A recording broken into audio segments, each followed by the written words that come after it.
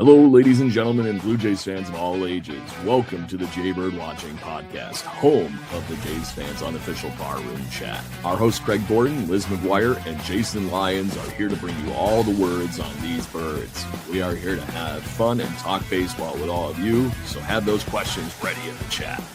Special thanks to our sponsor, Jaybirdy Baseball Company, Canada's baseball brand. So grab a bar stool, your favorite beverage, and let's talk some baseball. Let me hear you, Jays Nation. We are live. Hello and good evening, everybody, and welcome to, well, at least I'm not in home, but anyways, Jaybird Watching here, having fun as always, talking all things Toronto Blue Jays. And I am here with Liz McGuire. I missed you last week. How things? It's good, bud. I'm good. I'm delighted. I'm sure we'll get into the World Baseball Classic, but I'm delighted. That was a fun little tourney. I like that very much. Yeah, man, we got opening day in 9 days? 10 days? Yeah, I'm pumped. So generally the vibe is flying high. It's got cold again, but that's March. We know March is a liar. All nothing but to that point, we're going to talk all those truth or dare kind of questions here in a few bits. But we have an old friend of mine on the show tonight with us, the old man bleeding blue, Mr. Ari Shapiro. How the heck are you, buddy? Long time no see. He still calls me Shapiro. Now that they've won something and they got to the World Series, I'm going to be Shapiro forever. You bastard. Good to see you. Great to be on your show. Love your show. Big fan of the show. So what you been up to? I'm not as grumpy when I watch your show. Listen, what I've been up to is expanding my love of the game. Ooh. I'm not being sarcastic. Let's go. By the way, is this a G-rated, family-friendly experience, no, or can I?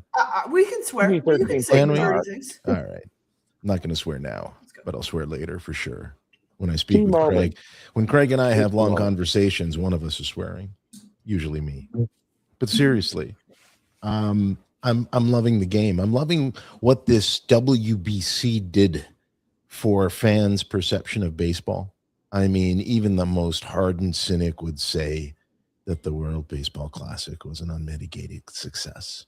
This was huge. This was so much patriotism and nationalism and in all the right ways, right? Sports, gravitas. This is the stuff that they make movies out of and they entertain us with when we're living in a crazy world. It's nice to see that you can see these small nations making something happen, which is all the more reason why we also got some disappointments, like that horrible way that the Dominican USA semifinal ended.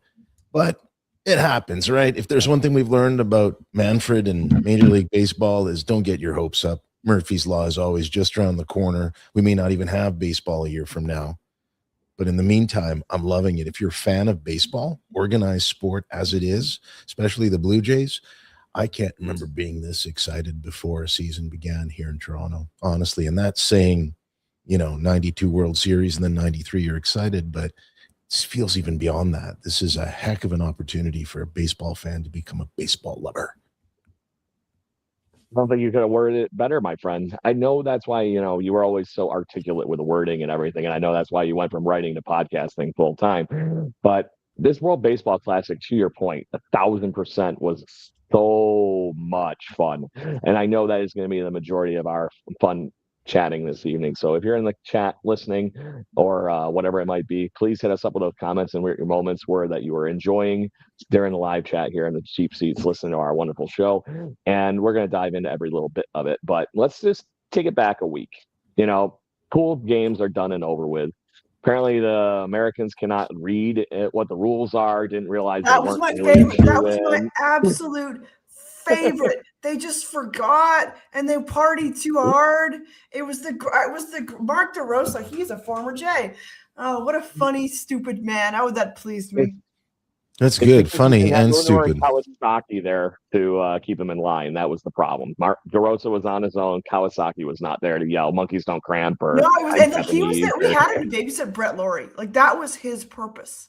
But I will say this, and so the hubris of the American team, I read a really good article. It was by Pinstripes and New York Pinstripes about how the American team really embraced the military and not so much the spirit and the warmth and they took nationalism very, very much in a war-based way and not so much a brotherhood way. right? The brotherhood of teammates. There was a game, I can't remember, it was the DR and maybe Venezuela meeting on the field in between games and hugging and high-fiving and just really enjoying themselves and enjoying the event. But I will say that, yes, Mark DeRosa, what a guy. I don't know why. Is he the guy? I love Mark DeRosa, though. I still do. I remember Mark DeRosa, and I'd be like, that's a cool name. But, like, is he the guy that I'm assuming this is the last time he will be the coach of Team USA? Well, and this is going to live on for posterity. I mean, there are going to be so many different clips from so many different angles of him just being an absolute imbecile. I mean, you have to be an imbecile to get in charge of an organized, even if it's an exhibition tournament, given the eyes on him and the stature and the reputation of this type of imagine the stature on that team. I mean, how do you're commandeering a dream team. You're the master and commander. You're like Anthony Hopkins in his prime, except you're not. What you are is like Pauly Shore in his prime. In Biodome. Not even in Biodome. Probably. I mean, right now, I think somewhere Pauly Shore would take offense to that because he'd do a better job of understanding the rules. And, when you don't, it's weird, isn't it? Because not only was there an issue of the actual rules for the American team, but when you consider the fact that they didn't use the ABS system and it came back to haunt them the way it did in the most important game before the finals, they got to go back to the drawing board. They got to figure out if they're going to treat it seriously, as they should. Yeah. Because look at the dividends on this. I was telling. I saw that in real time today at the ball game. Well, off mic, we talked about this. It's more than MLB could have hoped for. And it took it to another level with areas of the globe that needed it, like the smaller islands, like the fact that the Dominican exuberance, the Venezuelan celebration, everything about it. What a great PR opportunity. So don't ruin it with schmucks, right? Don't ruin it with the dude who shows up and has no clue what he's talking about. And the worst part is it cost the U.S. everything because they ended up partying and then they almost lost. And to your point, Liz, it's like they didn't really care. They did care when it was about war and kind of the belligerence of the nation, huffing, puffing, beating chest, but basic fundamental baseball sportsmanship. Only Bryce Harper went out to shake the hands of the winning team. Yeah. Why would it have been so hard for these other, American players to come out and lead by example? Show millions of kids who love baseball what sportsmanship is. Yeah. They pissed off Rosie Randy Rosarena, and that became a whole thing. But just like everybody be cool and have a good time. You can still be competitive. And what I love about the World Baseball Classic is you see the Latin American style of boisterous, passionate baseball that you don't really see in the MLB. It's getting a little bit better. Like used to be. I remember watching maybe 15 years ago, if somebody threw their gloves down, they were out. If like any show of emotion, you were out. Then I guess the Jose bat flip kind of paved the way for more sort of exuberance, but it's really fun. Like that DR team was on the field dancing when then someone got a home run. Like that's fun. It's fun to see. It's fun to see the crowds like having like the rules for the crowds was no vuvuzelas, which is like the horns. No cowbells, but you were allowed trumpets. You could bring a trumpet in. You could bring a guitar in. You could bring some drums in. You can make it like Animal House where he smashes the guitar over? No, it's to have mariachi. You can have bands and stuff. So you can have a full band in there, which is like the best. But when a bunch of Dominicans can make a bunch of Japanese players excited beyond their level of regular threshold, and here's the thing, as we've seen from the Korean and Japanese leagues. When they get excited, they get excited. It's a festival out there. They know how to celebrate. It's like dancing at the gates of Zion. Yeah. The world may be coming to an end, but we're having fun. That's how it always feels that way. But if you watch the Japanese players, they were above and beyond excited. They were using every opportunity to celebrate and feel good. And I think that's an amazing thing for Major League Baseball, considering how mediocre their games usually are, how anticlimactic they are, how, if not for what happened with, what was his name, Corey Blazer, that ump who was on the take, because I don't even know how to describe an excuse for that other than the fact that he was being paid. What happened there? What I think what happened is when you take the 53rd best umpire in the league, and you use him in a game of that magnitude, that's what that is. Major League Baseball can't seem to understand that when you use mediocre people to enforce the rules, doesn't matter what sport, right? Doesn't matter if you're a referee or an umpire or just a line official. If you don't know how to do your fucking job, that's what you get. And you sacrifice the game and the integrity of the game upon that. And what I thought was crazy in that last game, the DR, I had the sound off on my television, and sound off. I'm watching the game, and I was like, yeah, he walked. And I couldn't figure out what was going on the field. It took me about 3 seconds to realize that, in fact, was called a strike. It didn't make any sense. Like, here's the crazy thing, I think, Liz, that Craig will agree with, because he's long in the tooth like I am. I'm really old, and he's like partially old. I'm older. I might be older than both of you. No, I don't think so. I think we're in that same ballpark. I'm 42. You see, so young chicken. Anyways, we're the old turkeys, and you're just, the young chick. So what happened was, if you actually looked at that pitch, Craig, I think you'll agree, at first it looked like it got framed, right? Because it did get framed really well. It actually, I've seen that called a strike in, 4 decades of watching baseball. But what was tragic is that we can now quantify it, right, with the postmortem. And when you see that it's a good 3.5 inches or 2.5 inches below the strike zone, that's when you say to yourself, and it was his worst call amongst 7 other bad calls apparently that he had issues with, right? There were like 7 pivotal moments, including the Juan Soto strikeout. I don't know, Liz. I don't know how that happens, because the truth is it denigrates the game, and it insults our intelligence. And it's such a bloody shame, because in no baseball universe in the cosmos do you want baseball games to end that way. That is just going to kill your sport. That is not why fans come to watch. They come to watch the players, not the umpires. And for years we had to live with, and Craig, you know from your experience in baseball, before their union settled and the old generation met with the new generation, they kept way too many guys who should have been put out to pasture. And that's why we got like Angel Hernandez? Like probably one of the worst, right? I mean, Angel Hernandez, he made it. See, the worst part about Angel is he wasn't just bad. He was also an ego-driven, flamboyant madman who decided that he would always make it about himself. And it's one of the reasons why fans started really getting fed up. You don't want your favorite team. And even last year with the Blue Jays stretch run, do you remember how many games we had literally taken from us as a direct result of the type of calls that, somebody talks to you 3.5 hours before the game and puts something in your bank account, and then stuff happens? What? That's so strange. We can't live in a world talking a game like of inches here, Ari. That's what we're talking about. And inches and decimal points. Yeah. So, it's too funny, because Ari, you don't know this story, but obviously Liz has been co-hosting this thing with me for a good couple of years now. But our friend Nat Gaetti, who runs an amazing Twitter account that his big thing is not enough people talk about, and then he just goes on a why you should be talking about this baseball player.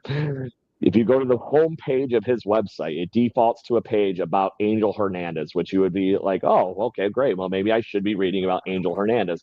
But when you click the link, it takes you to a donation page for the School of the Blind. Perfect. Well, you've just inspired me to design a top 10 meme list of the worst calls that damaged the game. Remember the perfect game that was lost? Was it Jim Joyce? Is that what I'm thinking of? Detroit Tigers? Jim Joyce owned up for that after the fact, though. He actually did the right thing, saying he called a year later. He goes, the only thing I regret as a baseball umpire is that call. I ruined that kid's perfect game. Meanwhile, you will never hear Angel Hernandez and some others, obviously, ever own up for a call. That'll never happen. No. Take it to the grave. So, look, outside of that fun, go ahead if you want to finish your thought. No, I was going to say, other World Baseball Classic fun. Even with all that, it was still an incredibly successful tournament and exceeded my expectations. I didn't think it would do nearly as well. I thought it would be an unnecessary distraction for teams anxious to kind of onboard guys who need we already had a couple of injuries there too. But look, organizationally, the Blue Jays had 15 players represent 7 different countries or 8 different countries. Yeah.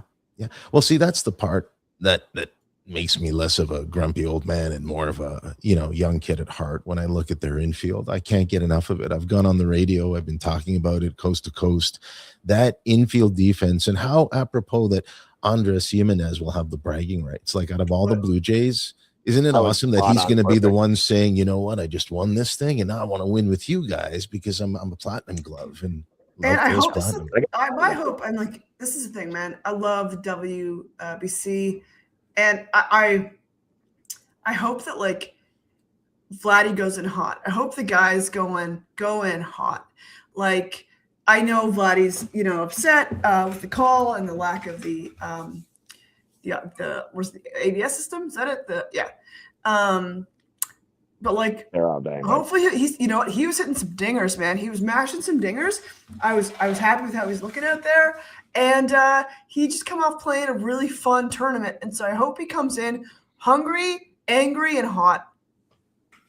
Well, I think that our friend Ernie Clement was all those things. He was hot and angry because he's wondering how a 143 hitting Alex Bregman gets the call in that deciding game. Yeah. How you don't use Clement, at least for a single at bat, to kind of, go station to station. Liz, I agree. I think for Vlad, this was great. It's just terrible. Okamoto, I'm glad that they didn't overuse him. They could have used, Kazuma a lot more. They didn't. Kirk, the same thing. They could have used him a lot more than they did. All those guys that were coming back with that great experience, our whole infield. Varsho is destroying the ball right now, and he's heading into a free agent year. You look at the pitching, the early signs of how the Cody Ponce and Dylan Cease are throwing. There's a lot. Look, and look, injuries are coming, and we've already heard of a big one today. They're coming for everybody. They do, but this is why you have redundancy, contingency plans. But I'll tell you this, Blue Jays are so lucky, and they don't know how to show their gratitude because they took this guy to arbitration, but man, are they happy they have Eric Lauer. And you both know how great a pitcher he is. And the fact that they wouldn't give him an extra $1.5 million. I've always hated the way the Blue Jays deal with their arbitration years. I mean, look, with Bichette, you could argue that the fact that they fought Bichette for that raise is one of the reasons Bichette said, I don't want to fight with money ever again. I'll go where the money is, right? Yeah. So, but that's why he took a giant bank. That's it. But although we don't know they made him an offer. Well, we don't know that. We do. It never came out. That offer never came out. Let's be honest. We're not going to miss him, I think, as much as we think we will. That's for sure. There's something weird going there. But Eric Lauer is like a throwback. If you're a fan who remembers those halcyon days of Mark Eichhorn and Jimmy Key and those kind of late 80s Blue Jays, that's what Eric Lauer is. He's like a throwback to that kind of crafty lefty that you can throw out for a quality start. And then if you're in the 8th inning and your setup man blows a wheel, you've got him in there patching up the tire. Okay. And, they're so fortunate to have him. And honestly, I didn't want Barrios in the starting lineup. I've had just about enough of that dude. Now, some people argue go 6 innings and give up 0 runs, or go 6 innings and give up 0 runs, or go 1 inning and give up 6 runs. Like, it's opposite with him. But like, it really is. Whereas with Lauer, he was stable and consistent the entire year, whenever called upon. And obviously Savage, they're taking their time. They're managing his cycles, and the same thing with Bieber. If you think about it, they did the right thing by going out and stockpiling starters and now with Scherzer back too. And apparently from what I've seen, and you'll know this because you're watching him in the flesh there, Craig, Scherzer looks like a Ponce de Leon fountain of youth action is going on there. Throwing 96. But it worked. So I'm very intrigued to see where Max's season goes here, especially with that crazy incentive contract that he has. What was it? Once he gets over 100 innings, he gets like basically every 10 innings he gets another $1 million until it taps out at like 15 or something. Yeah, I was like, when Scherzer came back, it felt right. It felt like a vote of confidence in the right direction for this team. And yeah, just it felt like, because he was early on. I remember when we got Scherzer, and Scherzer's like, I think they're going to make it all the way. And I thought, what the shit does he know that we do not? Because at that time, we had not re-signed Vladdy. I had us pegged as a 500 maybe mid-pack AL East team last year, but she was just like them, and he was right. Turns out he was right, and so to have him come back even after that run, I don't know how we're going to use him, when we're going to use him, but damn, it feels good that we have him. It feels great. Now everything's falling in place. That's the biggest thing on this whole thing. But let's get to that in a moment. I want to finish this fun with the World Baseball Classic before we dive into what's going on with the current product, because there was a lot of fun, and we got to talk about the championship. But I want to talk about some of the celebrations and some of the weird fun things that we saw during this tournament. Team Italy was a revelation. We saw one of the best team units actually in this World Baseball Classic, and I cannot say enough good things. And did you see what they did for a home run celebration? Yeah, with the espresso machine. They've done that in the past, and they did the double kissies. I love that. I also love that none of them were Italian. None of them. They were like, hey, what's your favorite pasta? And somebody was like, I like noodles. I like noodles. So, it's good that they gelled. But and it's good that, like, I don't know, but that was, I mean, and that's the rules of the WBC, but like that was a cute celebration and it was fun for the people of Italy. But those friggers were like, they were like Jersey Shore Italians.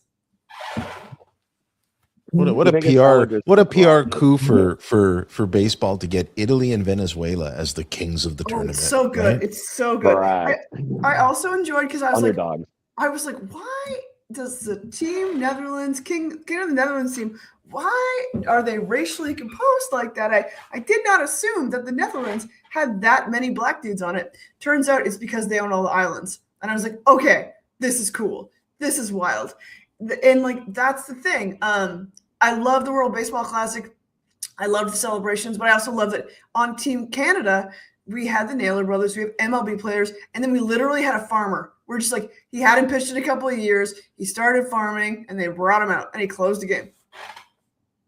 Isn't that insane? Isn't it insane that the amateur players become bigger heroes than the professionals? Absolutely. If they're successful on a world stage in front of a big audience. Yeah. Yeah. Well, what was the story about the gentleman from the Czech Republic, I think, right? Is that the team that he was like literally like a mechanic or something by day and all? It came out that he was an electrical engineer, Craig. I think he had a job kind of like you. He was a project managing electrical engineer, and then it kind of got reduced just because there was less words in it. But like, yeah, he was not a baseball. He was a working man. Yeah, which is the funnest part about this tournament, because it wasn't all just Major League Baseball players. There were those underlining, underdog stories in this tournament that might actually get a look. There's been over the years, some of these guys have gotten looks at Major League Baseball for teams to come knocking on the door after the tournament. So who knows what's going to happen after this? So, but like the team or the DR home run jacket, like that's all Vladdy. That's our vibes, and like I will say this. It's fun to have as our main guy, and I've said it before, the guy with the most personality, the guy with the best vibes, the guy who's you can put in all of your goofy video reels, the guy who's going to lead team morale and be also the glue guy, is instead of like, an Aaron Judge type guy who's just like boring as cardboard, and that's so fun that like we've got as our franchise, face of the franchise, the funnest dude ever, with his vibes, his home run jacket. And like, that was a problem. After we traded Teo, after we traded Lourdes Gurriel Jr., it became a vibeless land. And the fact that we're back, we got the jacket back, and things are vibing, and you can see his impact on other clubhouses. That's going to be helpful to us. When we're trying to lure players who maybe have played with Vladdy, they're like, he's a good guy to play with. That's a fun atmosphere. That's going to help us sign free agents in the future. It's absolutely surreal, isn't it? Sorry, I saw the Players Complex today, and wow, that's all I'm going to say. So they have so many things going for the Blue Jays right now. It's just wild.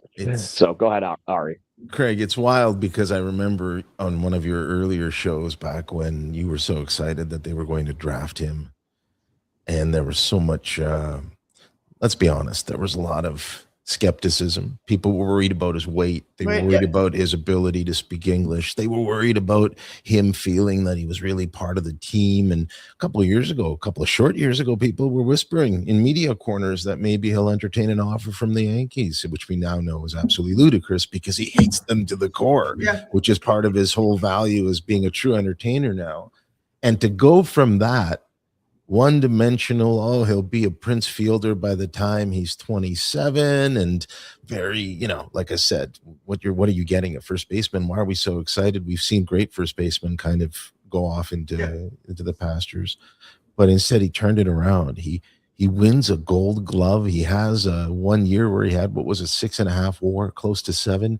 He showed in a very short time, and I saw this statistic, I think it was on one of those Sportsnet or TSN kind of like factoids where they showed that he is in an elite list with the number of players that are hitting like 280 with at least 150 homers and a certain OPS. Like what they're trying to demonstrate is the fact that he has become this unbelievable, bankable, effective player that the franchise always really kind of needed.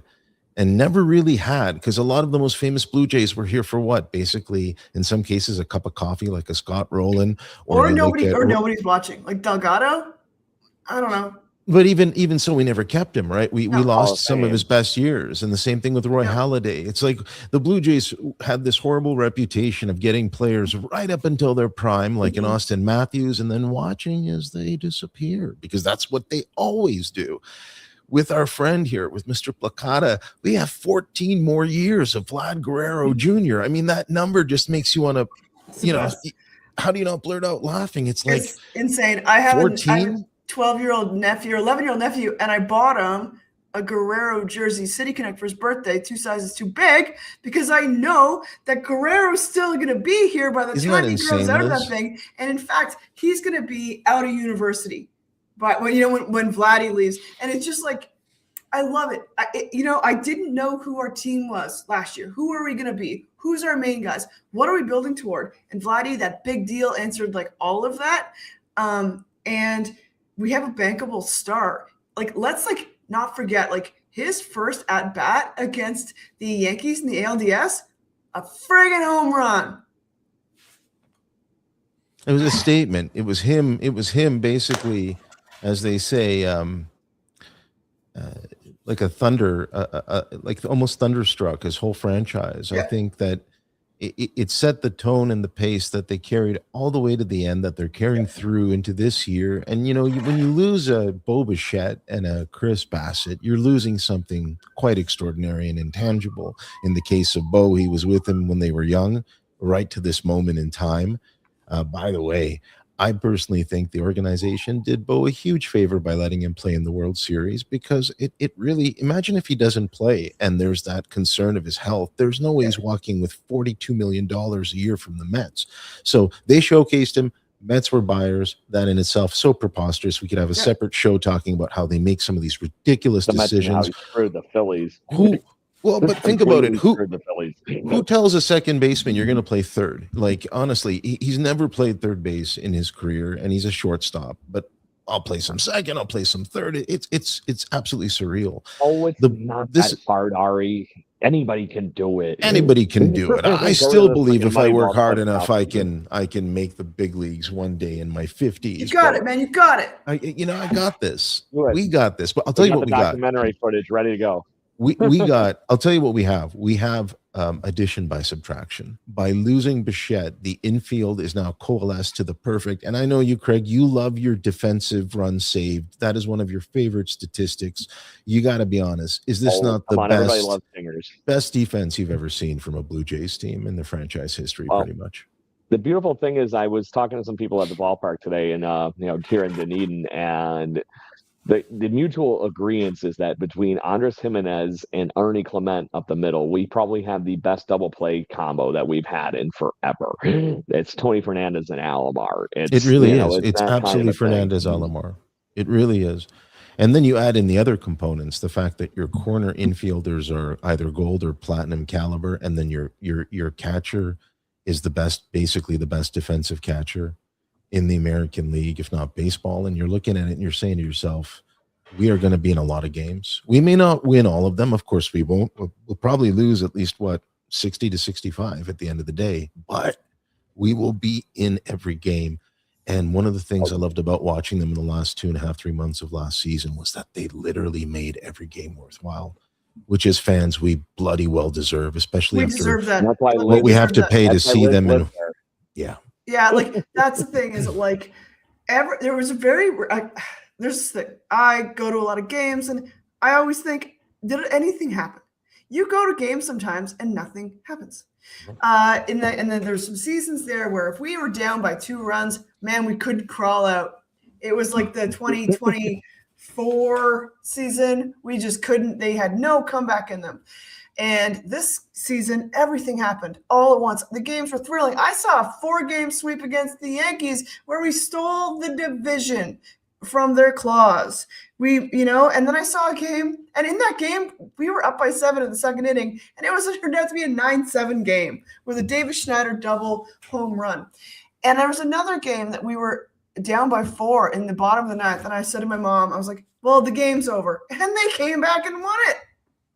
Like, you just couldn't count them out. And they had they were the best comebacks in all of MLB.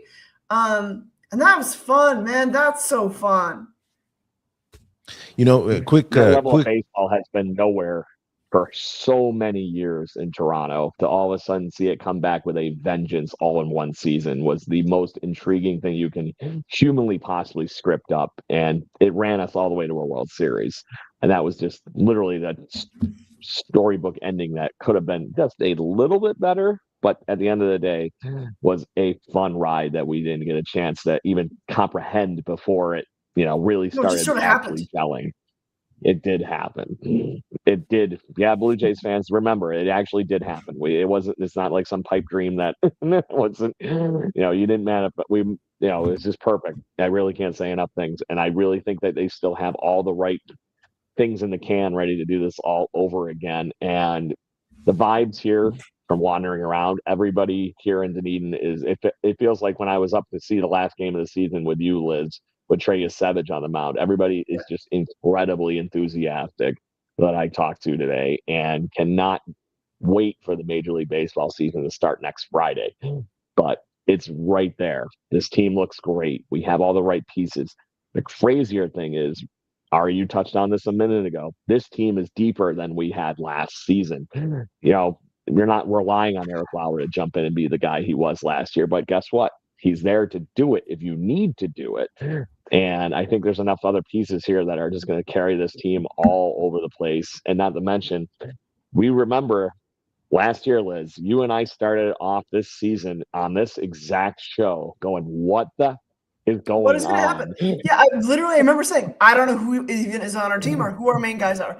But this is the thing. That's baseball, good or bad, man. And it's a grind. It's 162 games. And you hope for the best, but I want us to just dominate the AL East this year. And they have a chance to do that. What are you thinking, Ari? I don't know. I don't know how far we'll dominate it, if only for the fact that it's as a whole, it's gotten a lot better. Virtually every team. That's the catch. And because there were certain things that were anomalous, like Baltimore's decline was really anomalous. Their trajectory, they were slated with their talent and their leadership. They were supposed to keep going, as the Maple Leafs have shown this year. Just because you win a division last year, that means nothing.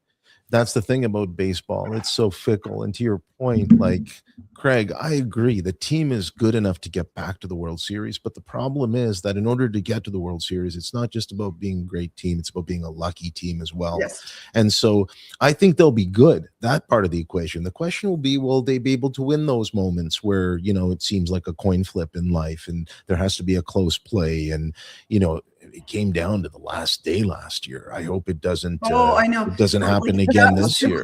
Too close. Like this. You know what I mean? They can do all these wonderful things. No, like out of 162 games, that's the thing. Every game matters. 162 games came down to one game in 2022 or 2021. We missed the wild card by one game, and every game matters. And it's true.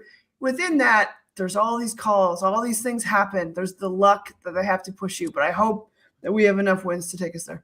I think, Liz, for them to win the division, they're also going to have to make some tough choices during the season. Like at some point, we almost know inevitably Jeff Hoffman will make us all feel very nauseous. Why?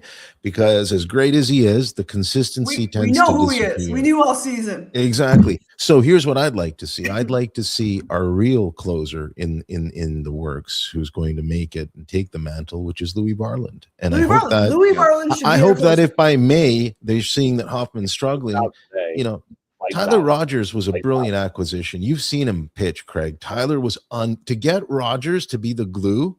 Now you just got to say to yourself, do I still want Louis Varland throwing 100-mile-an-hour in the eighth only to create the same redundancy, right? Yeah.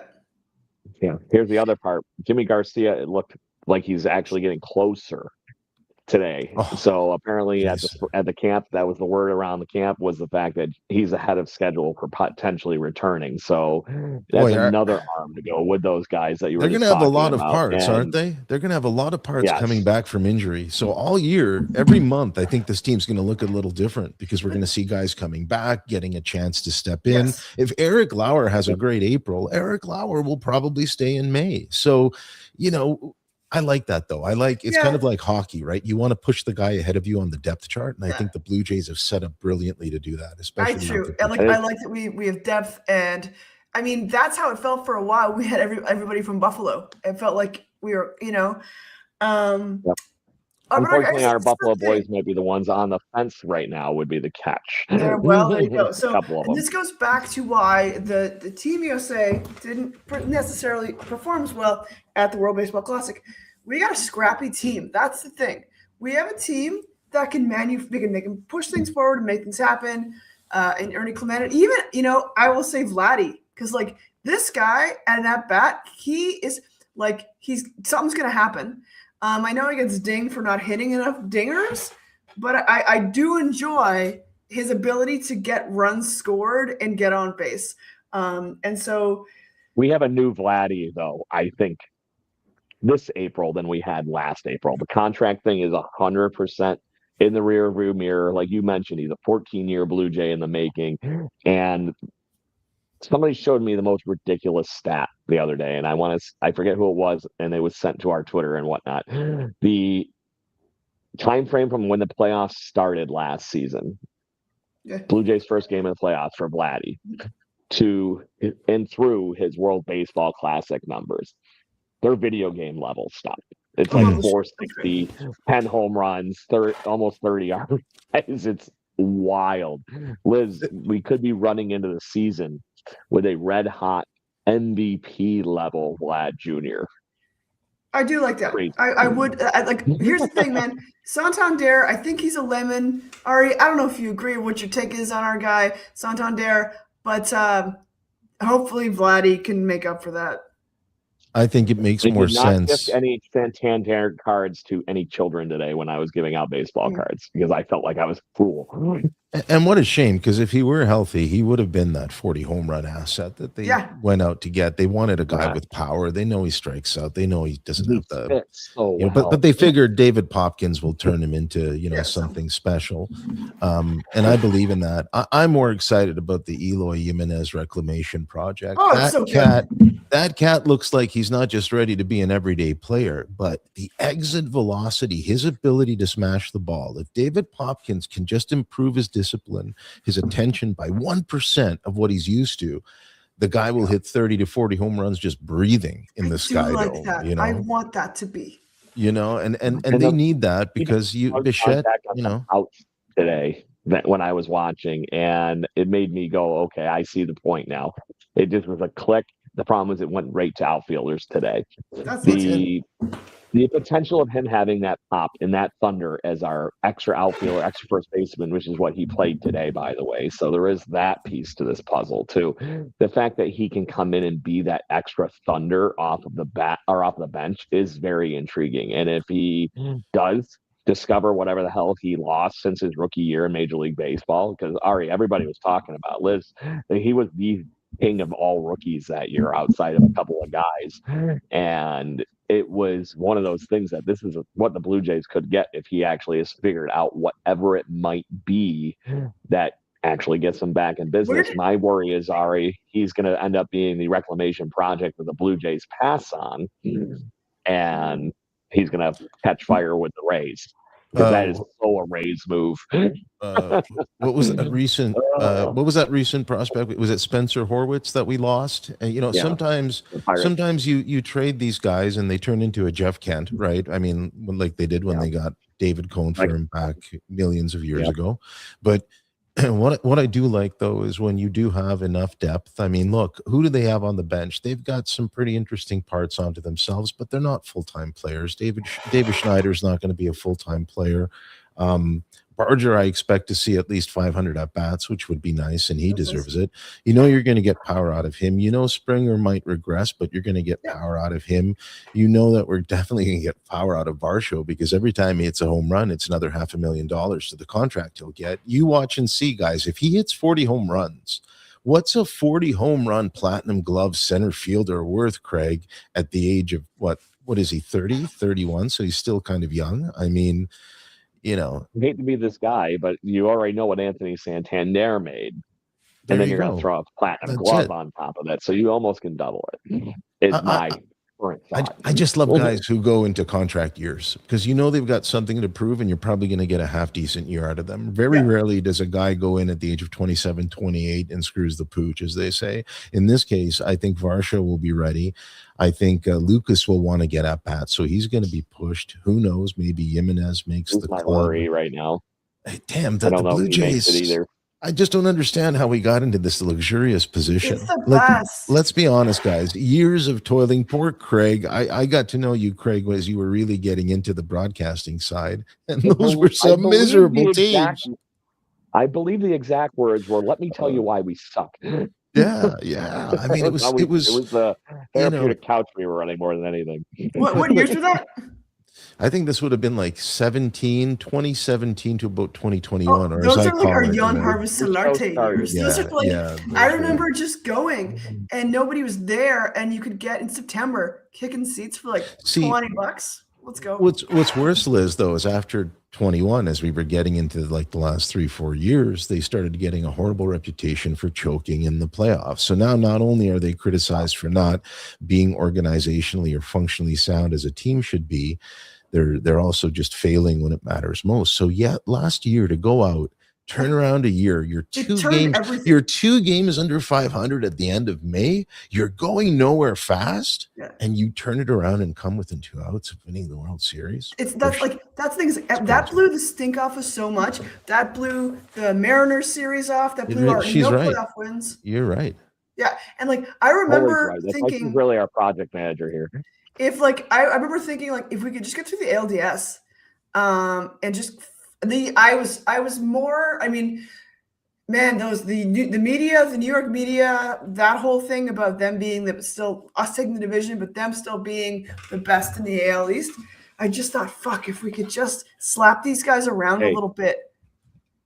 That's it. And to quote you, in Buck Martinez, we trusted because he was so spot on. It was still the Dodgers the year before had a plan. If you put the ball in play, so they will defeat themselves, which they did.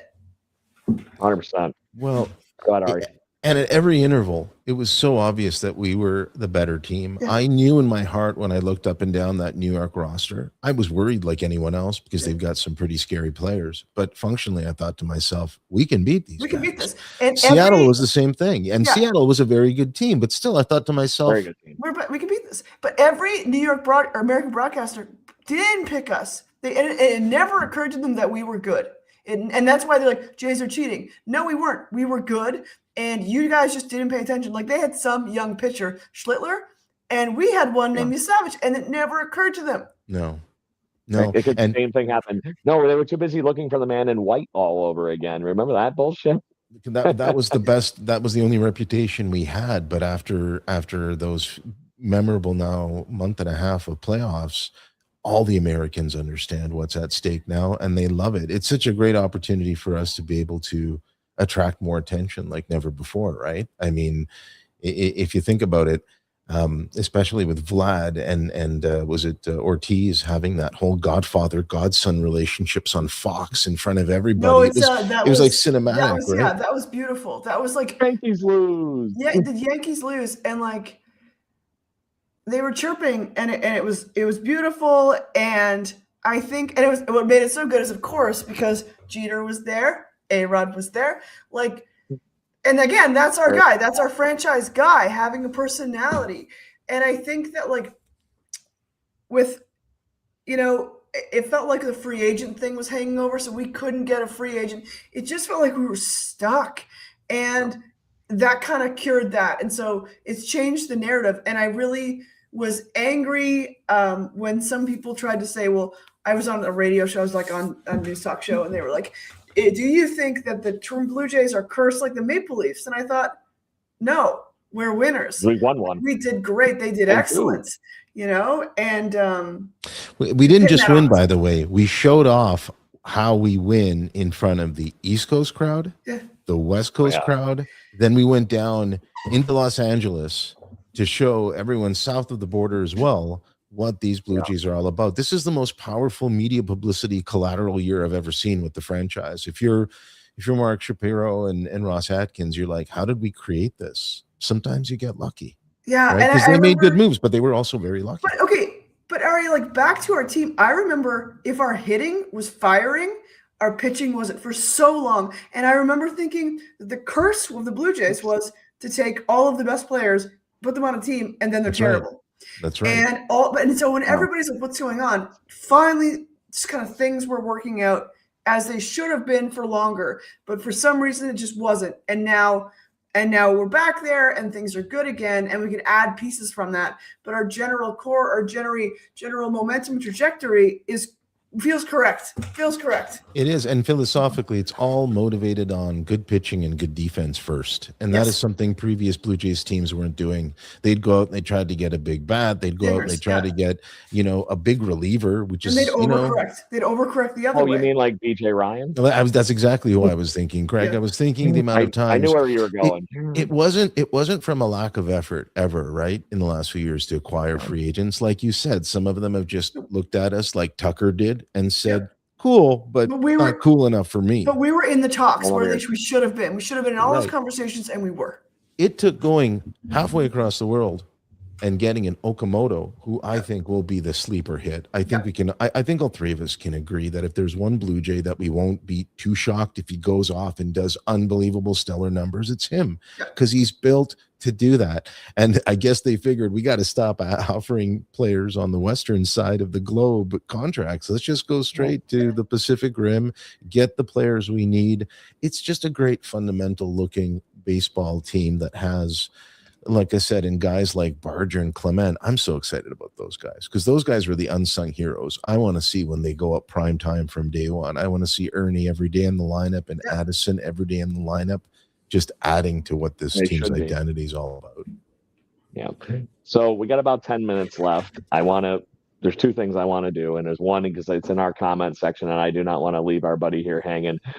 I have to discuss this because it is the weirdest frickin' story, regardless of how you feel about what happened with Jose Barrios last season or anything. The Jose Barrios injury was discovered, as you two know, from them looking for insurance stuff and double checking his arm with an MRI. He didn't, quote unquote, have any difficulty before this. He felt fine. He goes to the Blue Jays doctor. They're like, there's some inflammation there. Let's check into it further. I literally ran into my old friend Keegan Matheson on the way into the Dunedin ballpark today, and that's when he had just gotten done writing the article, and it's already out in the world. And he basically broke it to me because I've been driving around literally the whole East Coast the last 2 days, and basically he goes, "Oh yeah, by the way, he had a stress fracture in his elbow." It's like those series of events just don't happen. But yes, he is going to start on the IL, which means we're going to probably have to find somebody, like you mentioned. Eric Lauer basically is in my opinion, at this point. So your starting rotation is going to be in some level, concoction, whatever. Kevin Gossman on opening day, probably followed by Dylan Cease, Cody Ponce, Max Scherzer, and Eric Lauer. That's probably your starting five. How do the two of you feel with that being your starting five to start the season? Liz, you want to go first? Like, that's the thing. I mean, I'm good with it. I don't know. I was thinking that's the question. I'm good with it. I think also, like, we have these, like, where is is Francis on Tommy John? So what happened to him? Yeah, Fountain's out. He had Tommy John. He is out for the season. So is there anybody else? Oh, yeah, and Yumi's back. And Tiedemann, obviously, is out of the picture too. Pause. Is Yumi back in the bullpen? It's healthy. He will be, but he's going to start probably on the IL. Yeah, I mean, I'm good with all these things. That's it. Like, I'm good with that. I'm good. It seems that we have some depth. I'm okay with this. I think giving Eric Lauer a chance instead of watching Jose Barrios pitch is fine by me.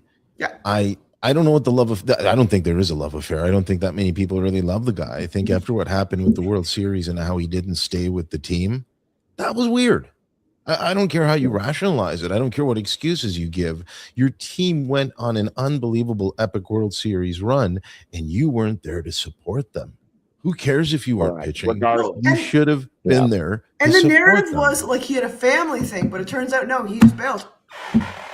He took his ball and went home. Is what the story not is. The first dude who's bailed, by the way, on his team in these types of circumstances. But this is why I don't think there'll be any love lost. I think give Eric Lauer the cycles, get Yasevich ready to start his regimen so he's consistent, and then work on getting Bieber back. While the other three guys, look, you've seen Cease and Gosman and Ponce in action. They look like V8 Hemi engines just ready to roll. So let's definitely, I say let's keep going and not look back. Yeah. The beautiful thing that I thought, regardless of what your opinion is, I agree with all those points that both of you made wholeheartedly, by the way. The biggest thing I didn't have a problem with the Barrios thing was because he didn't have to be anything more than a fifth starter. That's all he had to be. He had to show up. Most fifth starters, if you look at the Blue Jays 10 years, if you look back at what we got collectively from our, fifth starters over the last 10, 15 years, you're probably going to be lucky if you see a guy that got 100, 125 innings. You would have probably have gotten that from Jose Barrios without really thinking about it if he's quote unquote healthy. So that was why I was like, sure, great, fine. So, okay, guys, fill me in. What happened here? When was there this bad blood between? Was it when he wasn't picked in the starting lineups? Like, is that right before the end of the season? They moved him to the bullpen. That's when he said I'm going to be a little bitch about it, and then that is what he decided. Yeah, it's not really a better way of saying it. The real sad part is that we are talking about the most consistent pitcher in the majors in the last 5 years, right? Yeah. So I don't want to seem like I'm dismissive of his value. So, the average fan would say, "Wait a minute, why are you not lamenting the loss of a dude who's going to give you quality starts?" Well, I just think the other guys are too. And I would rather see them participate and develop than a petulant guy who, for whatever reason, decided he didn't want to hang with his team. And now we have this weird injury that cropped up. Criticism is tough, isn't it? In baseball, when it hangs around you, it's like a scarlet letter. And then the next thing you know, that's the perception people have. Yeah, it is strange. And it's like, that's the thing is like, I always say that about, especially pitchers, bullpen pitchers. I love them until I don't. Yeah, it's a good philosophy. That one's very particular. It's a very good philosophy. But another problem too is this team is just too endearing. There's so many good guys. Nobody wants to stick out like a sore thumb. And you're rooting for the good guys. That's the thing. Is like, you root for them. You root for the success. When Schneider's having a slump, you root for him. You want the best for him. But it's when things get sour and you sour on people. Here's a factoid for you, courtesy of Old Man Bleeding Blue. Name the two Blue Jays on the team, and I think, Craig, you might know this because you're down in Dunedin if you're there talking about it, but name the two guys on the team this year that will be allowed to challenge the ABS call without having to talk to Schneider first. So unilaterally, at any point, go ahead. Is it David Schneider? Is it anything? Yeah, unbelievably it is. David Schneider, Mr. Utility part-time player who might even be riding the pine because, of Jimenez. He's one, and guess the other one. I think he's also, I don't know if you knew this about Schneider, but he apparently is also the new Blue Jays player rep for the Players Union. So that's why I picked him, because he's already in charge of something. Yep. Maybe he could be in charge of both things. The other guy, the other one's obvious, I think. I don't know the criteria of being able to do that, so I'm just going to pick Dalton Varsho because he looks responsible. He looks responsible, but Kirk's numbers show the responsibility. Kirk is the other one because I think you want your catcher being the one to challenge it. He should technically know the plate better. And the problem this year, he won't be able to frame because there's no point in framing anymore if somebody challenges it. But so Kirk's a great. This is what I like about the new rules of the ABS thing, Ari. You still only get so many of them in a game. So the art of pitch framing is not going to go away because you might be in a dumb count and it's like, okay, well, why would I waste the challenge on that pitch? There's a level of strategy to it, just like calling for a regular replay, right? That's right. Well said. So, and who can forget the most underrated one of all, Mr. Pat Borders during the World Series, but we'll save that for another show. So on that note, it's like you're reading into the cards because I literally have a pile of cards. So I wanted to play a game that I played with everybody at the ballpark today around when I was goofing around. I have a stack of old baseball cards. I don't know who those men are. And that's it's a game called Who's That Man? I have new people in here. Let's go. I can tell you. The idea is I'm going to shuffle these until I'm going to let Liz go and say stop first. And then I'm going to grab a card and we're going to talk about that Toronto Blue Jay. Whether we talk collectively, you don't have to be put on the spot, Liz, but you're going to. I know who the man is. Let's go. Pick a man that I know. I got my glasses on like an old fogey. Are you ready? Stop and show me the card. Yep. Okay. Stop. Oh, we get a great one right off the bat. Stop. Show me the card. The top card is Mr. Oh man, look at him! Look at signed Mr. my baseball behind me. I know him from TV. Still tell me what forever etched in lore for when he broke his leg while making that play to get the third out at home plate. Unbelievable stuff of dreams. It's still one of the plays that will never die in I like the way nobody ever talks about what a terrible management record he had. Nobody talks about that. No, that's kind of out. No, it's just like we don't talk about it. No, it's never a good idea to talk about that. Too. With some decent teams too. You look at who was on those teams those years he had managed. Was he just bad at managing? They were not subtle teams. I don't think the teams gelled. I don't think it was personally a Buck thing because he also had some really good World Baseball Classic teams. Yes, he did that for Team USA for many years. That he was the manager for Team USA. Buck fact? Give us a Buck fact from back of the card. Oh, look at the back of the card. All right, let's look. All right, career highlights. Platoon at catcher for the Blue Jays with what catcher? Ari probably knows this one. Ernie Witt, yeah. Yeah, it's Ernie Witt. Broke into the majors with the Royals in 1969 and had a career high in hits, doubles, home runs, and RBIs in 1982. Had the highest fielding percentage among catchers in 1976. That's an interesting one right there. Wow. So he was Charlie O'Brien in 1976. He didn't have the cool helmet. He broke this, was as tough as somebody that chews like freaking rusty nails and all that kind of good stuff. All right, we got 3 more minutes. I think we got time for one more. So Ari, how about you tell me when to stop shuffling my cards here? All right, what do you got? Go ahead. All right. Ooh, it's another one that we ended up talking about earlier in the show here. I have the top card is rookie card, Carlos Delgado. What a handsome lad. Does anybody remember what position this is if I cover the bottom left corner here? It's a 2-bat position because he has 2 bats. So it's whatever position you need 2 bats It was Xavier of Puerto Rico / first base. Was he catcher? Was he a catcher then? He was a catcher in this. Well done. He started his career as a catcher. They converted him to a first baseman. And I remember when he first came up in the very first year, Craig, do you recall? Liz, you won't remember this. This was really a long time ago.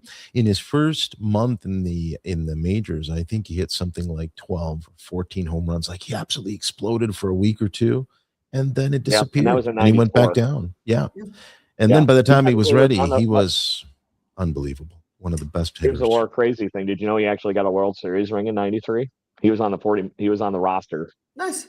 For 1993. Okay, I didn't know that. That makes me feel better though. That does. Good for him. Really should have been a Blue Jay for life though. He should have been. Really should have been a Blue Jay for life. I have a T-shirt that I bought in 2009. It's a Carlos Delgado player shirt with the proper logo on it. I wear it to the gym. I'm about to retire it. But I remember thinking, do I get Alomar or Delgado? And I thought, I'm going to get Delgado because no one talks about Carlos Delgado.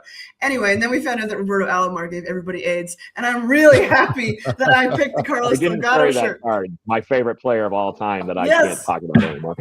By the way, didn't he have a 4 home run game? Didn't Delgado have a 4-run home run game? Delgado had, in my opinion, the beginning of all things bat flipped in that 4 home run game. Because show us the card he again. hits that 4th home run, and he's so cool for school. He hits the home run, and he goes, tosses the thing. Can you show us the card? I'm done with this. I don't need it anymore.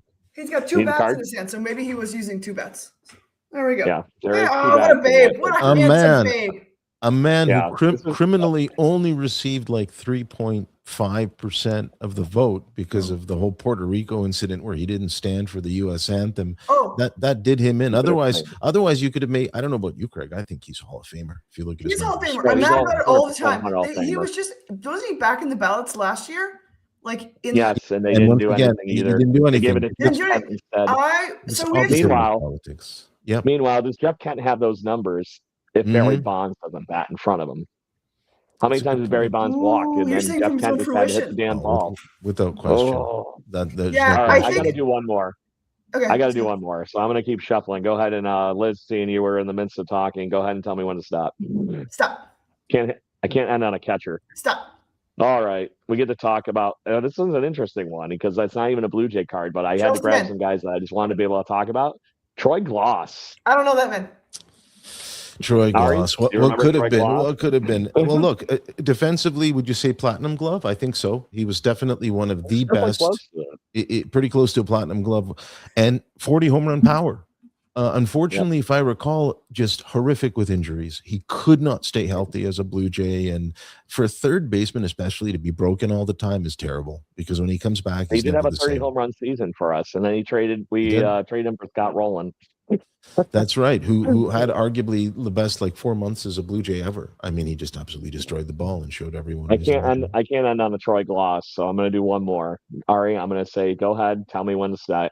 Stop. Oh, it's all catchers tonight. That's all we get to talk about. This is a classy man. And a coach. The classiest. Ernie, you know what? For a generation, Ernie was the Blue Jays. Everything about the Toronto Blue Jays kind of started and ended with him, and he was one of the best teammates too, as memory recalls. That's awesome. I thought he was Canadian until last week. He's so embedded in our lore, in our systems. That's true. 100%. So just to prove it to everybody, I swear to God, I don't only have catchers in this. I have, other baseball men. Another guy bending over. Who's that bend over card? Double Lloyd Mosby, George Bell with the J. You got weird cards, my brother. You got weird cards. Well, it's because I found him in the skunk box at the Tom Hankey. Do you have any Papa Rance cards in there? I do. Let me see if I can find Papa Rance. I got all kinds of, like I said, I tried to grab one player card for everybody that would be fun to talk about. There's Papa Rance. Yeah. So Rance comes on the show a lot, and we endearingly call him Papa Rance now because he's just the best. You cannot underestimate what a great hitter he was. Yeah. He was an incredibly effective and deceptive hitter. He'd come up there, he'd choke up on the bat, and people be like, look at that bookworm trying to swing the bat. And he'd place a double in the opposite field, and you'd be like, what happened? Rance Mullenix, baby. And his lesser-known B-side, Garth Orge. Let's go. I got to show me his ring one time. It's the best. Well, apparently Buck Martinez might have gotten beaten by Team Canada when he was the manager of Team USA. I think so. If memory serves, he was. Irony. It's revisionist history, not a big deal. Yeah. So, Ari, this is your shameless self-promoting before we go off the show. Please tell everybody where they can find the old man bleeding blue that you are. Thank you, sir. I am the cantankerous old man bleeding blue. I left my old man bleeding blue voice behind so we can have a nice discussion today. Appreciate your show. You can find me at Whiskey and Cream Media, where I host a lot of old man bleeding blue, not just Maple Leafs and Blue Jays, but any kind of sports story that makes me a little sad. But then when I can talk about it with good people like yourselves, I really appreciate being here. I have a really good feeling about this Blue Jays season, and I'll still be cranky and I'll still be cynical, but I'll feel better about it as I'm having my oval team. There you go. As Bruce Springsteen says, you hold on to your anger. Hold on to it. There it is. Like a stone in the chest. Liz, any other parting words? No, man, except what a lovely time we're having in baseball. I had a lovely I feels like it's an abundance of riches this week. It's like we had a lovely World Baseball Classic. That was so fun. And now we're staring down the barrel at opening day. And I'm just so delighted. I can't wait to get I've given up beer from New Year's Eve until opening day. So I'm excited to have a really expensive beer. My favorite beer is, in fact, the very esteemed Bud Light Lime. That's right. Or any beer in my hand. My favorite beer is any beer you hand me. And so if anybody wants to buy me a beer, I will accept that beer, and that would be nice. So let's go. So I'm excited. And in case I haven't done my sponsorship duties yet, make sure you drink one of those beers out of a Dugout mug. You can use the code right here below me. Go to dugoutmugs.com/birdwatching and you get 25% off. And that link takes you automatically to the amazing Toronto Blue Jays 50th anniversary mug. So check that out. I will be actually live at the Dugout Mugs facility on Saturday. So make sure you all tune in, goof around, and we're going to have some fun. I'm going to be showing everything I can humanly possibly while I'm down here in Dunedin. And keep in touch. We'll have fun, and we'll see you next week. Thank you very much for the 100 of you who are still in the chat. And we'll see you next week. Cheers, everybody. And as always, let's go Blue Jays.